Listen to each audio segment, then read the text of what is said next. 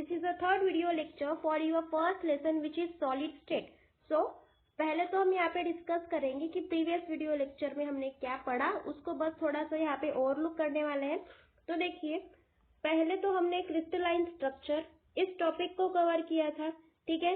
Then उसके बाद हमने लैटिस एंड बेसिस क्या होते हैं उनकी डेफिनेशन क्लियर की थी। Then after that unit cell क्या होता है एंड यूनिट सेल के हमने टाइप्स पढ़े थे, जो कि primitive and non primitive unit cell थी, ठीक है। फिर उसके बाद यूनिट सेल के पैरामीटर्स क्या है वो भी डिस्कस किए थे एंड हमारा जो मेन टॉपिक था ब्रावाइस लैटिसेस वो हमने कवर किया था, ठीक है। ब्रावाइस लैटिसेस में हमने total crystal system means total 7 crystal system, ठीक है, ये भी टॉपिक कवर किया था एंड आपके जो टोटल 12 ब्रावाइस लैटिसेस है उनको भी हमने यहाँ पे समझा था, ठीक है। अब देखिए, आज के वीडियो लेक्चर में हमें कोऑर्डिनेशन नंबर के मतलब द्वारा इस वीडियो को शुरू करना है।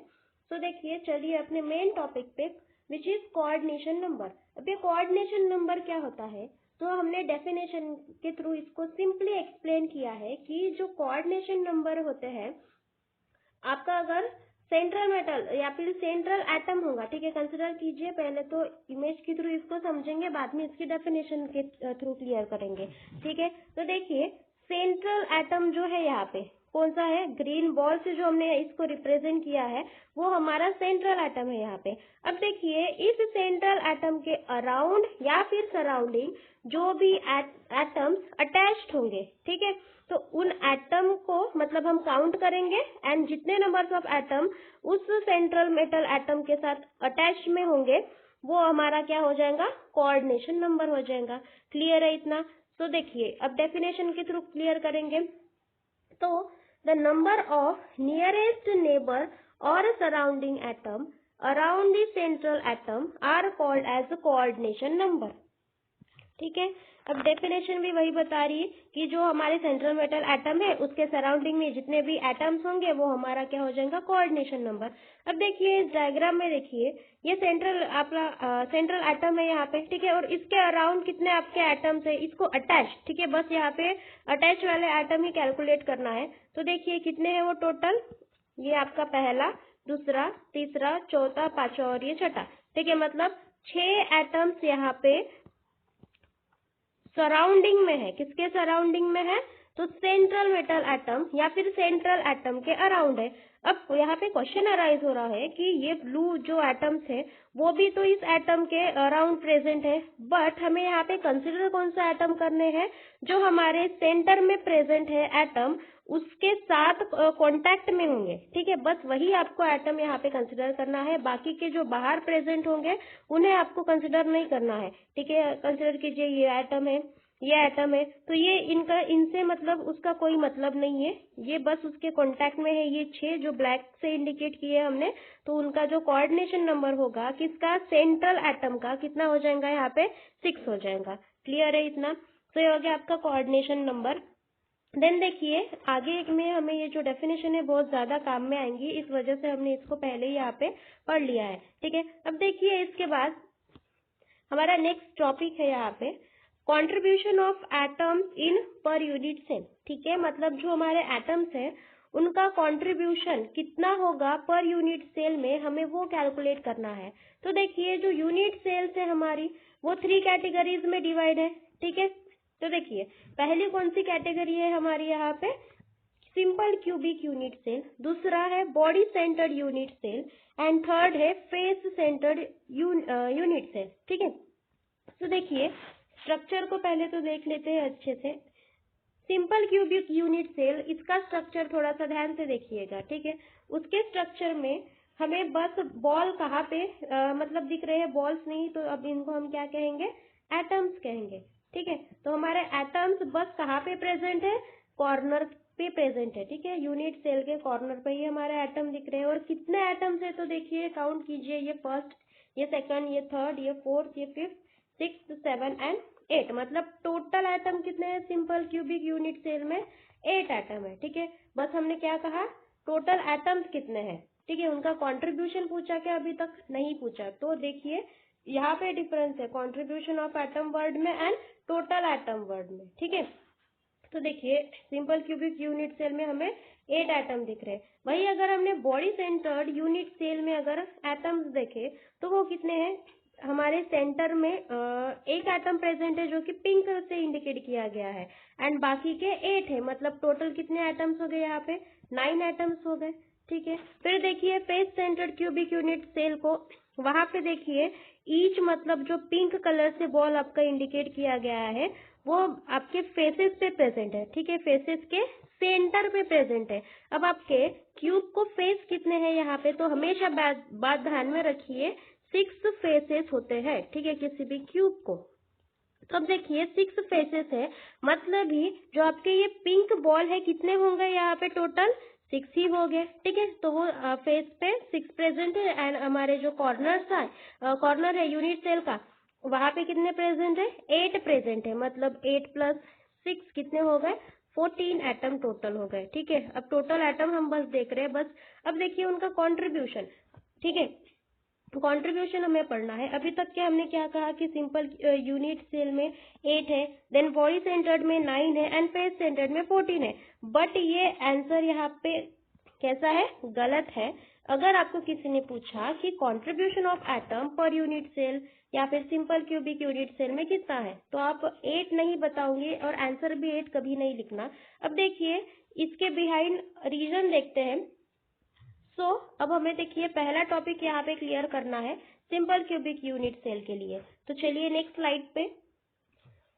देखिए यहाँ पे हमने क्या लिखा है, क्वेश्चन आपको ऐसे पूछ सकते हैं कि calculate the number of atoms for unit cell and the coordination number. ठीक है, अब यहाँ पे हम कोऑर्डिनेशन नंबर नहीं देखेंगे, इसको थोड़ी देर के लिए स्किप करेंगे। ठीक है, आपके सिलेबस में नहीं है। तो देखिए यहाँ पे calculate the number of atoms for unit cell. ठीक है, मतलब आपकी जो यूनिट सेल है वहां पे नंबर ऑफ एटम्स ये कितने कंट्रीब्यूशन में है। ठीक है, मतलब यूनिट सेल में कितना कंट्रीब्यूट कर रहे हैं, ठीक है, वो हमें यहाँ पे कैलकुलेट करना है। तो देखिए जो हमारी ये डायग्राम है सिंपल क्यूबिक यूनिट सेल की, हमारे कॉर्नर्स पे यहाँ पे 8 एटम प्रेजेंट है। ठीक है, ये हमें पता है, तो हमने लिखा figure shows simple cubic unit cell containing 8 atom at the corner. ठीक है, कॉर्नर पे हमारे 8 एटम प्रेजेंट है। फिर देखिए इन 3 डायमेंशनल रे, ठीक है, each corner atom is linked to 8 surrounding unit cell. ठीक है, क्या कहा हमने यहाँ पे, इस लाइन का मीनिंग क्या है, तो जो आपका ईच कॉर्नर एटम है, मतलब ये कॉर्नर एटम्स जो है आपके वो लिंक्ड है अदर 8 सराउंडिंग यूनिट सेल के साथ। ठीक है, अब देखिए ये बस एक ही यूनिट सेल ऐसी होंगी क्या, वहां पे नंबर्स ऑफ यूनिट सेल वहां पे प्रेजेंट होती है, जैसे हमने देखा था। ठीक है, प्रीवियस वीडियो लेक्चर में NaCl का जो स्ट्रक्चर है, ठीक है, बस ऐसा एक ही होता है क्या, NaCl का ऐसा क्यूब एक ही होता है क्या, नहीं होता है, नंबर्स ऑफ होता है। तो नंबर्स ऑफ यहाँ पे numbers of unit cell present है। ठीक है, देखिए ये आपकी एक यूनिट सेल है, ऐसी इसको अटैच्ड दूसरी यूनिट सेल हो सकती है। ठीक है, हम यहाँ पे ड्रॉ करेंगे, देखिए ऐसे ब्लॉक्स होते हैं, या फिर यूनिट सेल, ये आपकी पहली यूनिट सेल।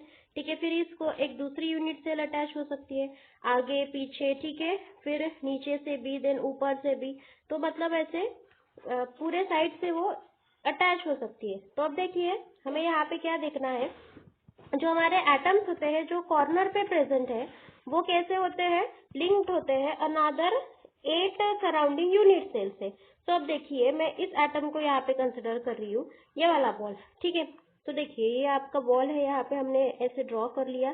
ठीक है, ये आपका कॉर्नर वाला एटम है। अब देखिए इस कॉर्नर वाले एटम ने अपना जो कंट्रीब्यूशन है, ठीक है, मतलब ऐसे वो कंट्रीब्यूट कर रहा है 8 पार्ट में। ठीक है, मतलब 8 यूनिट सेल में, 8 यूनिट सेल में वो पार्ट ले रहा है, मतलब ही इस एटम के कितने पार्ट करने पड़ेंगे, हमें 8 पार्ट करने पड़ेंगे यहाँ पे। तो हमने इसको 8 पार्ट में डिवाइड कर लिया। ठीक है, अब देखिए जो हमारा ये एटम है, इसने ये वाला जो पार्ट है, ठीक है, इतना जो इसका पार्ट है, ये पार्ट इस यूनिट सेल के साथ उसने कंट्रीब्यूट किया है, ठीक है, इस यूनिट सेल को उसने दिया है। मतलब ये पार्ट मतलब ही क्या है, जो आपको ये एटम दिख रहा है, बस इतना पार्ट उसने कंट्रीब्यूट किया है इस यूनिट सेल में, ठीक है, क्लियर है इतना। और ये बाकी के जो 7 बचे, ठीक है, देखिए कैलकुलेट कीजिए, 1 2 3 4 5 6 7, ठीक है, इतना पार्ट बचा है यहाँ पे, ये बाकी दूसरे यूनिट सेल के साथ उसने कंट्रीब्यूट कर लिया, ठीक है। ये एक यहाँ पे, दूसरी ऐसी एक यूनिट सेल यहाँ पे हो सकती है, फिर यहाँ पे होंगी, ऐसे नंबर ऑफ सेल्स यहाँ पे प्रेजेंट होंगे, ठीक है, यूनिट सेल। तो ये जो बाकी के पार्ट है वो दूसरे यूनिट सेल के साथ उसने कंट्रीब्यूट कर लिया। मतलब ही क्या, देखिए main unit cell, per unit cell बोल रहे, पर मतलब एक, तो एक यूनिट सेल के साथ इस एटम ने कितना कंट्रीब्यूशन किया, तो सिंपल है, कितना किया, 1/8, ठीक है। बाकी का आपका बिल्कुल यहाँ पे क्या है, सराउंडिंग में जो यूनिट सेल है उसके साथ वो कंट्रीब्यूट कर रहा है, क्लियर है इतना। तो उसका कंट्रीब्यूशन कितना हो गया, 8 एटम का आपके पर यूनिट सेल में, मतलब एक यूनिट सेल में 1/8। सो दैट्स वाई हमने यहाँ पे लिखा कि each corner atoms contribute only 1/8 of the effective part of unit cell, okay, clear है इतना।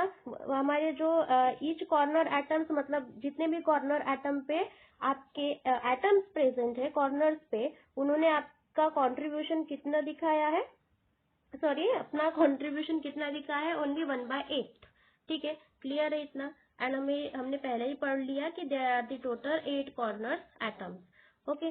सो then after that total contribution from 8 corner, ठीक है, हमने ये एक बॉल के लिए यहाँ पे कंसिडर किया था, ठीक है, देखिए यहाँ पे ये हमने बस इस एटम के लिए यहाँ पे कंसिडर किया, तो बाकी के अब ये 7 है, इनका भी कुछ कंट्रीब्यूशन होगा इस यूनिट सेल में, और कितना था इसका, अगर 1/8 है तो बाकियों का भी कितना होगा, 1/8 ही होगा, ठीक है। तो बाकी के 7 में अगर मतलब 7 बॉल्स को अगर हमने कैलकुलेट किया, तो हम उसका टोटल कंट्रीब्यूशन अगर हम इन यूनिट सेल में अगर कैलकुलेट करना चाहे कॉर्नर एटम का, तो कितना आएगा, हमें क्या करना पड़ेगा, 8 × 1/8, ऐसा ही करना पड़ेगा, बिकॉज 1/8 ये एक एटम के लिए हमने कंसिडर किया था, ओके। सो देखिए यहाँ पे जो ये 8 है और ये 8 है, कैंसिल हो जाएगा, रिमेनिंग कितना बचा, 1। मतलब ही क्या, एट द रियल आपका बस एक ही एटम यूनिट सेल के साथ कंट्रीब्यूशन में है, ठीक है, बाकी के पार्ट अदर यूनिट सेल के साथ कंट्रीब्यूट कर रहे हैं, क्लियर है इतना। तो total contribution from the 8th corner atom कितना हो गया है, यहाँ पे 1 एटम हो गया, ठीक है। अब कभी मत बोलना कि 8 एटम का कंट्रीब्यूशन होता है, क्लियर है इतना। तो देन आफ्टर दैट हम लास्ट में क्या लिखेंगे फिर यहाँ पे, कि number of atoms per unit cell in SCC, ठीक है, कौन सी यूनिट सेल है हमारी, SCC mean symbol cubic unit cell है, तो वहां पे कितना कंट्रीब्यूशन मिला हमें, 1 एटम का कंट्रीब्यूशन मिला, क्लियर है इतना। हमेशा ध्यान में रखना, कॉर्नर्स में जो 8 एटम है उनका कंट्रीब्यूशन इन यूनिट सेल हमेशा 1 रहेगा, ठीक है। फिर देखिए उसके बाद अब हमने यहाँ पे SCC के लिए क्लियर कर लिया, तो अब देखिए नेक्स्ट स्लाइड पे BCC के लिए भी देखेंगे, means body centred unit cell. So अब देखिए calculate the numbers of atom for the BCC unit cell, ठीक है, BCC के लिए अब हमें यहाँ पे कैलकुलेट करना है कि कितने numbers of atom unit cell में कंट्रीब्यूट करेंगे। तो देखिए डायग्राम को यहाँ पे ऑब्जर्व कीजिए, तो हमेशा की तरह हमें यहाँ पे क्या मिल रहे हैं कि 8 कॉर्नर्स पे हमारे 8 एटम्स प्रेजेंट है, ठीक है, एंड एक एटम है जो कि हमारा सेंटर में प्रेजेंट है, दैट्स वाई इसको हमने, इस यूनिट सेल को हमने क्या नेम दिया, body centred cubic unit cell, clear है इतना। फिर देखिए figure shows simple cubic unit cell containing 8 atom at the corner, obviously 8 atom हमारे कॉर्नर पे प्रेजेंट है, एंड एक वो बॉडी सेंटर्ड एटम है, ठीक है, मतलब एक एटम कहाँ पे है, तो बिल्कुल सेंटर में प्रेजेंट है, दैट्स वाई हमने उसको क्या कहा, बॉडी सेंटर्ड एटम, क्लियर है। Then after that, in 3-dimensional array, each corner atom is linked to 8 surrounding unit cell. Previous में हमने देखा SCC में सेम वही है, बस यहाँ पे थोड़ा सा एक मतलब जो एटम एक्स्ट्रा ऐड हो गया है, ठीक है। तो देखिए यहाँ पे 8 जो आपकी सराउंडिंग के एटम्स है, ठीक है, या फिर कॉर्नर्स पे जो एटम्स है, वो कॉर्नर पे एटम है वो बाकी 8 जो मतलब यूनिट सेल्स है आपके, उनके साथ कंट्रीब्यूट कर रहे हैं, ठीक है, मतलब सॉरी, यहाँ पे जो ईच कॉर्नर एटम है, ठीक है 8, ठीक है 8 है यहाँ पे हमारे एटम, तो वो बाकी दूसरे यूनिट सेल के साथ कंट्रीब्यूट कर रहे हैं। सेम वही चीज हमने करी थी कि एक बॉल को हमने कंसिडर किया था, ठीक है, तो उसको हमने 8 पार्ट में डिवाइड किया। 8 पार्ट में क्यों डिवाइड कर रहे हैं हम उसको? बिकॉज ऑफ वो 8 यूनिट सेल के साथ कॉन्ट्रीब्यूशन में है। तो कितना कंट्रीब्यूशन पर यूनिट सेल करेगा? इतना पार्ट ही वो कंट्रीब्यूट कर रहा था इस यूनिट सेल में, ठीक है, तो यहाँ पे 1/8 पार्ट वो यहाँ पे कंट्रीब्यूशन में लगा रहा है। तो दैट्स व्हाई हमने यहाँ पे लिखा कि each corner atom contribute only 8 of its effective part to unit cell, ठीक है, ये तो हमें पता है, हमने प्रीवियस में पढ़ लिया। बट यूनिक क्या है यहाँ पे? तो देखिए, जो आपका सेंटर का एटम है, ठीक है, मीन्स सेंटर्ड एटम इसको हमने कंसिडर किया था, वो पूरा का पूरा कंट्रीब्यूशन में है। देखिए वो यूनिट सेल के अंदर है, यूनिट सेल के अंदर है, मतलब वो बस एक ही यूनिट सेल के साथ कंट्रीब्यूशन करेगा, ठीक है, बाकियों के साथ करेगा क्या? नहीं करेगा। तो यहाँ पे हमारा जो ये सेंटर का एटम है उसको हम कितना, उसका कंट्रीब्यूशन कितना कंसिडर करेंगे? टोटल 1 कंसिडर करेंगे। क्लियर है इतना? सो दैट्स वाई हमने देखिए total contribution from 8 corner atom of the unit cell consider किया है कि 1 प्लस कहाँ से आ गया? तो जो आपका सेंटर वाला एटम है वो, एंड 8 इंटू 1/8, ठीक है, 8 एटम्स के लिए हमने कंसिडर किया और 1/8 जो है वो आपका पर एटम के लिए है, ठीक है। तो कितना मिलेगा? यहाँ से 8 और ये 8 हमने कैंसिल कर दिया, रिमेनिंग टर्म यहाँ पे क्या दिख रही है? 1 + 1 कितना हो जाएगा? 2। मतलब ही numbers of atom per unit cell में कितना कंट्रीब्यूट कर रहे हैं? तो बस 2 ही एटम पर यूनिट सेल में कंट्रीब्यूट कर रहे हैं। और कौन सी आपकी यूनिट सेल है यहाँ पे? तो BCC, ठीक है, हमेशा ध्यान में रखना, बॉडी सेंटर्ड के लिए 2 होते हैं। अब देखिए ओवरऑल हमें क्या दिख रहा है? BCC के लिए 2 एटम, देन जो हमारे SCC है उनके लिए कितना है? 1 है, ठीक है। फिर उसके बाद देखिए, सो लास्ट अब हमें देखना है FCC के लिए, means face centred cubic unit cell. So calculate the numbers of atom, यहाँ पे भी हमें जो आपके नंबर्स ऑफ एटम कंट्रीब्यूशन में है FCC यूनिट सेल में वो कैलकुलेट करना है, ठीक है। देखिए अब तक के हमने क्या देखा? SCC में कितना मिला हमको? 1 एटम ही कंट्रीब्यूशन में मिला। फिर BCC में 2 एटम्स कंट्रीब्यूशन में मिले। तो FCC में देखिए अब कितने मिलेंगे वो देखेंगे। सो पहले तो हम फिगर को देखेंगे। देखिए कॉर्नर्स पे हमारे कितने एटम्स प्रेजेंट है? तो 8 एटम प्रेजेंट है टोटल, ठीक है। एंड जो फेस के ऊपर आप देखिए कितने हैं? फेस कितने होते हैं? 6 फेस है, ठीक है, हमें पता है 6 फेसेस होते हैं। तो 6 फेसेस पे कितने एटम्स होंगे? सेंटर में 6 एटम्स होंगे, ठीक है। तो अब देखिए figure shows simple cubic, it's not a simple cubic, यहाँ पे करेक्शन कर लीजिए। FCC, ठीक है, face centred cubic unit cell containing 8 atom at the corner, ठीक है। आपके कॉर्नर्स पे कितने एटम प्रेजेंट है? तो 8 एटम टोटल प्रेजेंट है, ठीक है। फिर there are 6 faces of the cube, ठीक है, ये हमको पता है कि क्यूब में 6 फेसेस होती है, and 6 atoms of at each face, ठीक है, मतलब आपके जो फेस है उस फेस के सेंटर में आपके कितने एटम्स है? टोटल 6 एटम्स है, ठीक है। देन उसके बाद each corner atom contribute only 1/8 of its effective part, ठीक है। अब तक हम यही पढ़ते आ रहे हैं कि कॉर्नर के जो एटम्स होते हैं वो अपना बस 1/8 पार्ट ही कंट्रीब्यूट करते हैं इन यूनिट सेल, ठीक है। फिर उसके बाद अब देखिए यहाँ पे हमें इतना तो पता है कि कॉर्नर्स पे प्रेजेंट होते हैं, मतलब जो एटम्स वो अपना इतना जो पार्ट है वो कंट्रीब्यूट करते हैं। बट अब जो ये फेस पे जो एटम्स प्रेजेंट है वो कितना कंट्रीब्यूशन करते हैं ये भी पता होना चाहिए। तो देखिए each face centred atom is shared by 2 unit cell, ठीक है। देखिए यहाँ पे यूनिट सेल को हम पहले तो ड्रॉ कर लेते हैं। सो अब देखिए ये आपकी यूनिट सेल है पहली, ठीक है। इस यूनिट सेल के बिल्कुल नीचे हमने दूसरी एक यूनिट सेल को ड्रॉ कर लिया है, ठीक है। सो देखिए ये वाला जो पार्ट है इसको ऑब्जर्व कीजिएगा, ठीक है। अब इसके सेंटर में आपका ये फेस सेंटर में देखिए एक एटम है, ठीक है। ये एटम जो है ये आपकी जो ऊपर वाली यूनिट सेल है एंड नीचे वाली यूनिट सेल है, दोनों के साथ कंट्रीब्यूट कर रही है। अब दोनों के साथ कंट्रीब्यूट कर रही है मतलब ही देखिए ये आपका एटम है यहाँ पे, ठीक है, और ये एटम एक यूनिट सेल के साथ कंट्रीब्यूट कर रहा है हाफ। एंड दूसरे के साथ कंट्रीब्यूट कर रहा है हाफ, मतलब ये इन पर यूनिट सेल उसका कंट्रीब्यूशन कितना होगा, हाफ ही होगा। और देखिए अब फेसेस कितने हैं हमारे इस यूनिट सेल को, देखिए टोटल फेसेस कितने हैं आपके 6 है।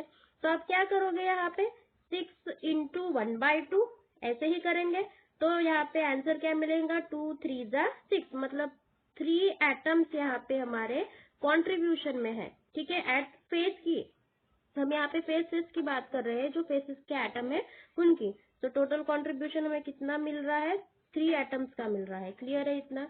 तो देखिए हमने यहाँ पे लिखा भी है कि सेंटर्ड एटम कंट्रीब्यूट इज 1/2 होता है। देन आफ्टर दैट तो देखिए अब हमें टोटल कंट्रीब्यूशन कितना मिल रहा है फिर यहाँ पे यूनिट सेल में एटम्स का। तो देखिए अभी अभी हमने देखा कि 1/2 जो पार्ट है, ठीक है, देखिए यहाँ पे 1/2 इंटू 6 ऐसे करा था हमने, तो कितना मिलेगा हमें यहाँ से 3, और 8 इंटू 1/8 मतलब भी क्या होता है 1 होता है। तो 3 प्लस 1 मतलब भी कितना एटम हो गया हमारा यहाँ पे 4। तो 4 एटम्स हमारे कंट्रीब्यूशन में है इन एफसीसी यूनिट सेल। क्लियर है इतना। तो अब देखिए हमने अब तक के 3 सिस्टम देखी, 3 यूनिट सेल्स देखे, तो वहां पे अलग अलग एटम्स का कंट्रीब्यूशन आ रहा था। बिकॉज ऑफ कुछ एटम्स स्पेस में प्रेजेंट है, तो कुछ एटम आपके सेंटर में प्रेजेंट है, तो और कुछ एटम्स में बस कॉर्नर पे ही प्रेजेंट है। ठीक है, तो देखिए अभी तक के कितने एटम्स हमने देखे। तो देखिए इन फर्स्ट केस जो था हमारा एससीसी, ठीक है, तो इन एससीसी यूनिट सेल कितने एटम कंट्रीब्यूशन में थे, बस एक ही एटम था।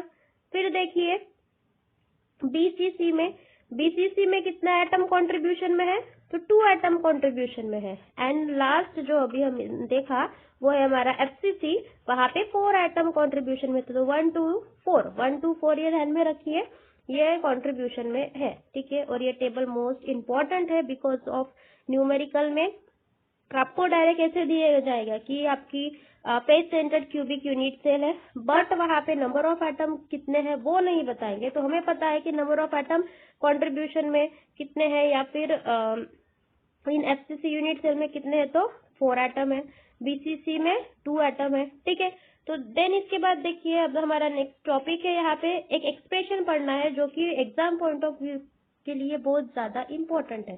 ठीक है, न्यूमेरिकल भी वहां से पूछते हैं, तो उस टॉपिक को फोकसली पढ़िए, मोस्ट इम्पोर्टेंट टॉपिक है हमारा। तो चलिए देखिए यहाँ पे हमें फाइंड आउट करना है रिलेशन। ठीक है, किसका रिलेशन देखना है, तो मॉलिक्यूलर मास का, डेंसिटी एंड रेडियस। ठीक है, अब मॉलिक्यूलर मास मतलब ही हम उसको m से रिप्रेजेंट करेंगे, और m कौन सा, तो कैपिटल M। ठीक है, देन डेंसिटी को रो से रिप्रेजेंट करेंगे, एंड जो आपका रेडियस है उसको हम यहाँ पे a से रिप्रेजेंट करने वाले हैं। ठीक है, ये नोटेशन ध्यान में रखिएगा। तो हमने यहाँ पे सिंपल क्यूबिक यूनिट सेल को कंसिडर किया है। तो अब देखिए पहला पॉइंट जो है यहाँ पे, ठीक है, ये पहला पॉइंट वो वहां पे बोल रहे हैं कि if edge length of the cubic unit cell is a. ठीक है, जो एज लेंथ है क्यूबिक यूनिट सेल की वो कितनी है, ए है। अब एज लेंथ मतलब क्या होता है, तो आपको पता है, हमने प्रीवियस वीडियो लेक्चर में आपको पढ़ाया है। देखिए एज लेंथ मतलब आपकी साइड होती है, ठीक है, और यहाँ पे साइड कितनी कंसिडर की गई है, ए कंसिडर की, मतलब ही हमारी एज लेंथ यहाँ पे कितनी हो गई, ए हो गई। अब देखिए एज लेंथ अगर ए है तो वॉल्यूम हम यहाँ से इजीली कैलकुलेट कर सकते हैं। ठीक है, वॉल्यूम कैसे कैलकुलेट करते हैं हम, तो हमें पता है वॉल्यूम का फार्मूला क्या है, यहाँ पे साइड क्यूब ये होता है, और साइड मतलब ही एज लेंथ है, और एज लेंथ कितना है हमारा ए है, तो यहाँ से कितना मिल रहा है आपको वॉल्यूम, ए क्यूब इतना मिल रहा है। ठीक है, क्लियर है इतना। तो देखिए अब इसके बाद हाँ, अब मास हमें कैलकुलेट करना है यूनिट सेल का, तो वो कैसे कैलकुलेट करेंगे, तो इस बॉल को कंसिडर कीजिए यहाँ पे। ठीक है, ये आपका एटम है, इस एटम का अगर मुझे मास कैलकुलेट करना है तो मैं उसको m करूंगी। ठीक है, इसका मैंने मास m कंसिडर किया है, स्मॉल m है ये। सो अब मुझे टोटल यूनिट सेल का मास अगर कैलकुलेट करना हो, तो देखिए इस यूनिट सेल में ये आपकी पहली यूनिट सेल है। ठीक है, तो इस यहाँ पे नंबर्स ऑफ एटम प्रेजेंट होंगे, ठीक है, ये एटम प्रेजेंट है, ये एटम प्रेजेंट है, मतलब ये हम यहाँ पे क्या बोलेंगे कि नंबर्स ऑफ एटम यहाँ पे प्रेजेंट है। तो मास ऑफ यूनिट सेल मतलब ये कैसे लिखेंगे फिर, m इंटू एन, मतलब mass of the atom into numbers of atom, ठीक है। तो ये हो गया आपका equation number 1। Then after that अब देखिए डेंसिटी का फार्मूला हमें पता है, the density of unit cell, density को हमने रो से रिप्रेजेंट किया एंड उसका फार्मूला क्या है, तो rho is equals to mass divided by volume, ठीक है, यही फार्मूला है। तो इस फार्मूला की हेल्प से हम क्या कैलकुलेट करेंगे, आपकी डेंसिटी को कैलकुलेट करेंगे। तो अब देखिए यहाँ पे अभी अभी हमने मास को निकाला, मास क्या था हमारा, मास ऑफ यूनिट सेल, तो m इंटू एन, ठीक है, यही था। तो मास का यहाँ पे वैल्यू पुटअप कर लीजिए, तो n इंटू एम इतना था। एंड वॉल्यूम क्या था, तो वॉल्यूम था हमारा a क्यूब, तो हमने a क्यूब यहाँ पे पुटअप कर लिया। तो रो इज इक्वल टू क्या मिला हमको, n into M divided by a cube, ठीक है, देखिए यहाँ पे वही है वो m into N divided by a cube. So then after that ये हो गया आपका इक्वेशन नंबर 2। फिर इसके बाद 4 पॉइंट पे आइए। अब क्या कहा उन्होंने कि molar mass of the substance is given by, ठीक है, मोलर मास ऑफ सब्सटेंस का फार्मूला हमें पता होना चाहिए, ठीक है। फार्मूला अगर नहीं याद है तो नंबर ऑफ मोल्स हमें ये तो पता है, उसका फार्मूला पता है, 11th में हो चुका है आपको नंबर ऑफ मोल्स क्या होते हैं।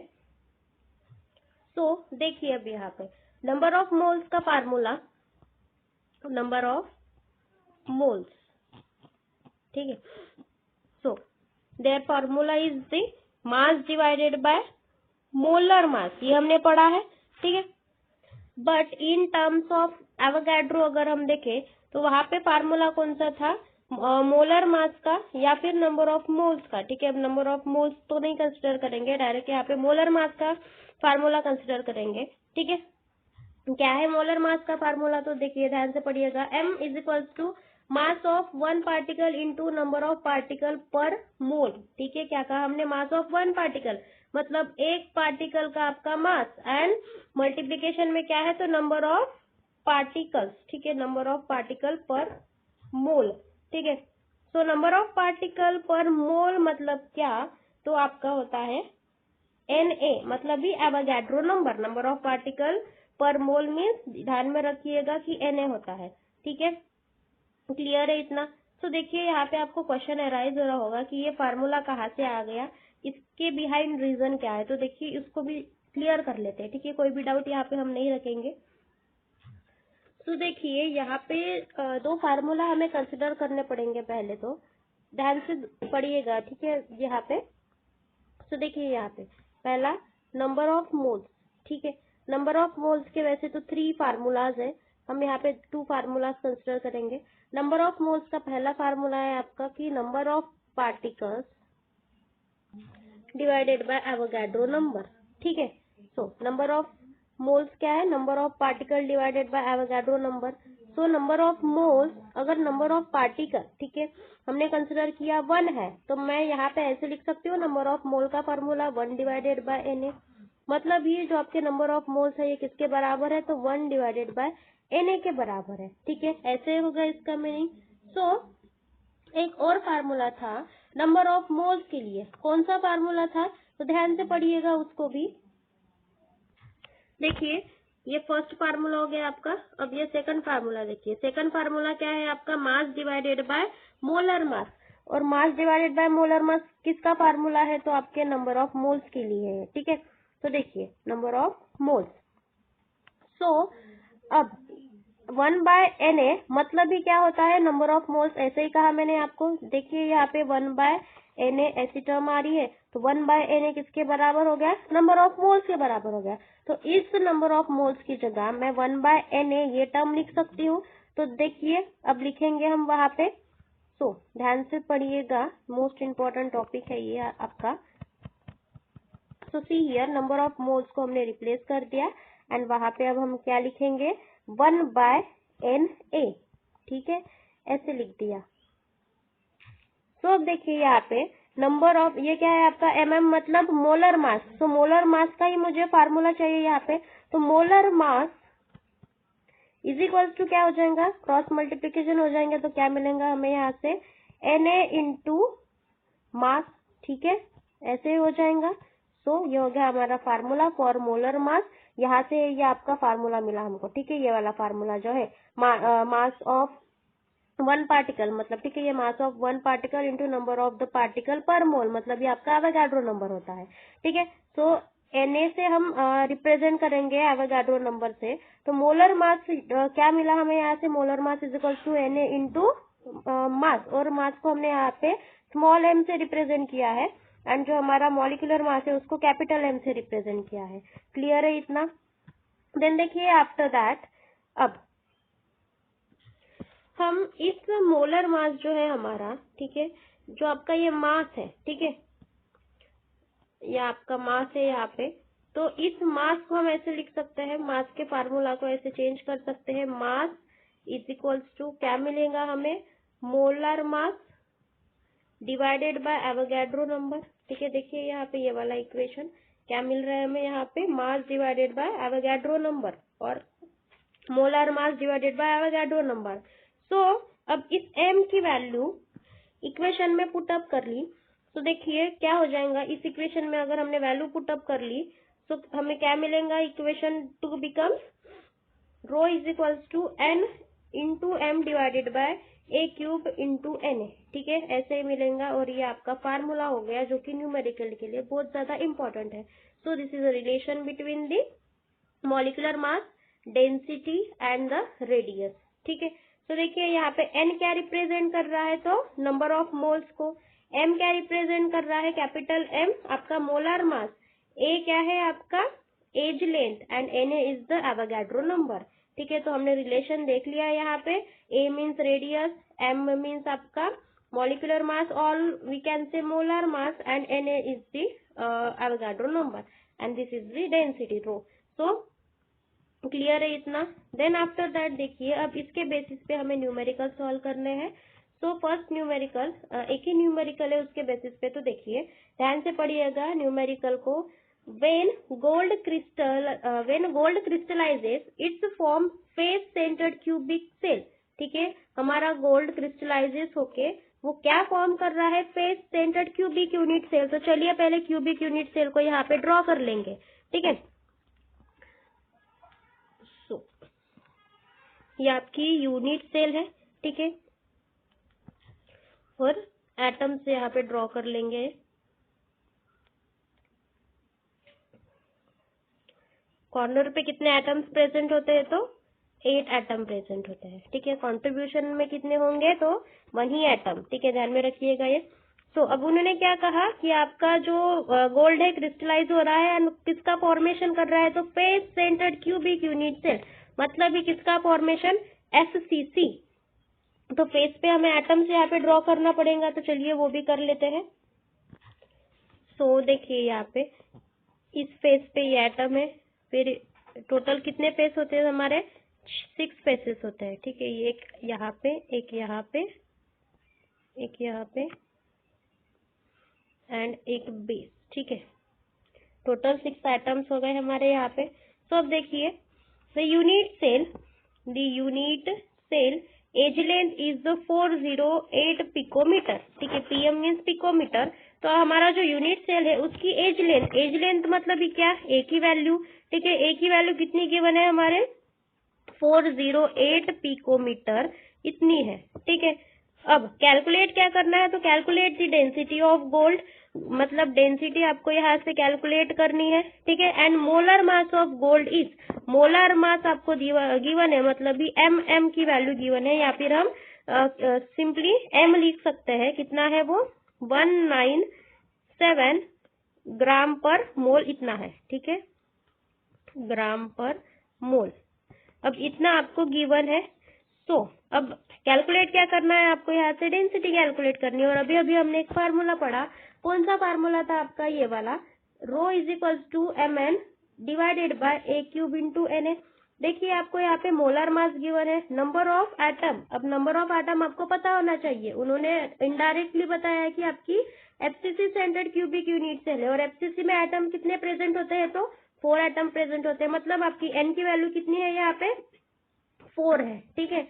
एंड A आपको गिवन है, मीन्स आपकी ये एज लेंथ, ठीक है, ये भी गिवन है, एंड एन आपको पता होना चाहिए एवोगैड्रो नंबर। देखिए मैंने आपको बताया नहीं, पहले तो उसको देख लेते हैं। देखिए यहाँ पे Na की वैल्यू आपको गिवन है, Na मीन्स आपका एवोगैड्रो नंबर एंड ये कैसी है, कांस्टेंट वैल्यू है। कितना है यहाँ पे 6.022 इंटू 10⁻23 एटम पर मोल। ठीक है, ये वैल्यू आपको हमेशा ध्यान में रखनी है, एग्जामिनर आपको ये वैल्यू नहीं देगा न्यूमेरल की तरफ। अब देखिए यहाँ पे ये आपका फार्मूला है, इस फार्मूला में वैल्यू पुटअप करके आपको सभी आपका मतलब डेंसिटी का वैल्यू कैलकुलेट करना है। गिवन क्या है, आपका मास है, मोलर मास कितना है 197 ग्राम पर मोल इतना है। एंड नंबर ऑफ एटम्स, ठीक है, मतलब एन कितने हैं आपके 4 एटम्स है बिकॉज ऑफ एफसीसी क्रिस्टल है। एंड Na, ठीक है, एवोगैड्रो नंबर 6.022 इंटू 10⁻23 एटम पर मोल।